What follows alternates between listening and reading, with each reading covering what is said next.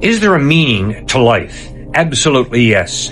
God created you for a purpose, to love Him and to love others. To love God means to care for His people, who He created in His image. And so you and I were created to love. Now, what does that mean practically? Practically, it means God has given you and me gifts, talents, abilities. Laziness is saying, God, you've given me nothing of significance. I need to not work. I need to not do anything except to grab for myself. No, God created you and me with gifts, talents, and abilities to use them to serve others.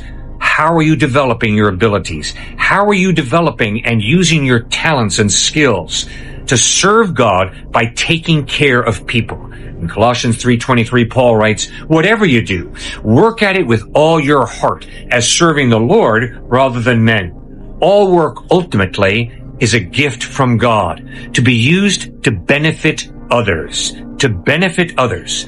Is there financial reward from work? Yes, there is. But that's not the bottom line. The bottom line is, how can you use the gifts and talents God has given you to bless others? Every single human being on the face of this planet has to have their life fit into a grand story. So where they came from, what their purpose and meaning is on this planet, and where are they headed to. Now, if you believe that you are an accident and have no objective meaning and purpose and aren't headed anywhere, you wouldn't want to get up in the morning. But God gave you an objective meaning in this life to glorify Him, to work for the betterment of community, for others, to actually have a family, but ultimately to live for Him first and foremost. I was sitting at a dinner once, and this guy almost started breaking down crying, and his wife told him, Stuart, stop asking him, please, his meaning of life.